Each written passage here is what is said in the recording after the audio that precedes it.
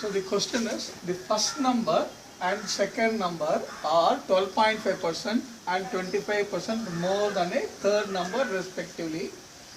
The first number as a percentage of second number is A 50%, B 60%, C 70%, D 90%. So this is a percentage problem. This is a percentage problem, and the word respectively is also used. Whenever you use respectively, you'll have to match first one, second and second one, third and third one, first and fourth one. You cannot match first and fourth one. I said wrongly. You cannot match first and fourth. So it will be first and first, second and second, third and third, fourth and fourth, and not first and fourth. So here what happens is the first number is 12.5% more than a third number, and the second number is 25% more than a third number. So what I do is, I'll treat my third number as x. I will treat my third number as x. I will treat my third number as x. So the first number will become x plus, because it is 12.5% more, I'll have to add 12.5% to it. So it will be plus 12.5 by 100 of x. See again, so whenever it is 12.5%, just don't add 12%. Some of you make that mistake here. So it is not just 12.5, but it is 12.5 by 100 of something. So this will be 12.5 100 of x. So here the LCM will be 100. The LCM is 100. So it will be 100x plus 12.5x will be equal to 112.5 by 100 of x. Now the second number is, first number will be 112.5 by 100 of x. Second number is 12%, 25% more than the third number. So this will become x plus, similar way, 25 by 100 of x, which will be equal to 100x plus 25x divided by 100. This will be equal to 125 by 100 of x. Now the question is, first number as a percentage of second number. So we know this is the first number, this is the second number. Now there will be some sort of a confusion, which is the first number, which is the second number. See, whichever number is referred as of, that is always the denominator, is as was what will be the numerator. For example, supposing I say I get 80 out of 100. See, 80 is the numerator, 100 is the denominator. So I said 80 out of 100 means this of is referred as the denominator.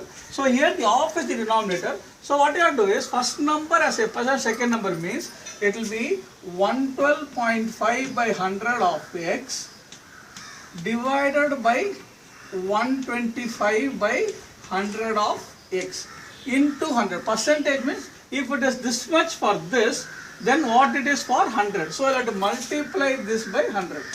So what will happen is, this 100 and this 100 will get cut off. Now again this 100 and this can be cut off by 25. So this will be 4, 25 into 4, and this will be 5. Now this 5 can cut off this. This will be 22.5. So 22.5x, 22.x, x has already got cut off, so x will not be there. 22.5 into 4 will be equal to 90%. This will be equal to 90%. The answer is 90%, and because this is a percentage problem, see, whenever it is a percentage problem, you can always treat the base as 100. That is the shortcut of doing it. See, if the values are given, you cannot treat the base as 100. If the value is not given, you can treat the base as 100. So what I do is, I will treat my third number as 100. I will treat my third number as 100. So the first number will become, I will just add 12.5 to this, which will be 112.5. I will just add 12.5 to this. It will be 112.5. My second number will become 25% more than this, means 125. This will be 125. The moment I say this, the first number is 12.5 plus 12.5 less than the second number, which is 125. If 12.5 less than 125, that 12.5 is nothing but 10% of 125. The difference is 12.5, which is 10% of 125. If the difference is 10%, the remaining can only be 90%. So this is the shortcut of doing. What should be done in seconds has to be done in seconds. But unless you are clear with this, you can't do it like this. First is 100, treat the base as 100, understand the problem. It is 12.5% more than 112.5, then 125. Difference is 12.5, which is 10% of 125. The easier way of doing 10% is if it is at the end, cut on 0, or the decimal is end is not 0 is not there, put on decimal from the right hand side one number, so 12.5. So 10% is the difference. Automatically this will become 90% of this. So keep on following the channel. I will be keeping on adding questions. Whatever doubts you have, you can definitely post it here. I will definitely try to accommodate as much questions as possible in my next video.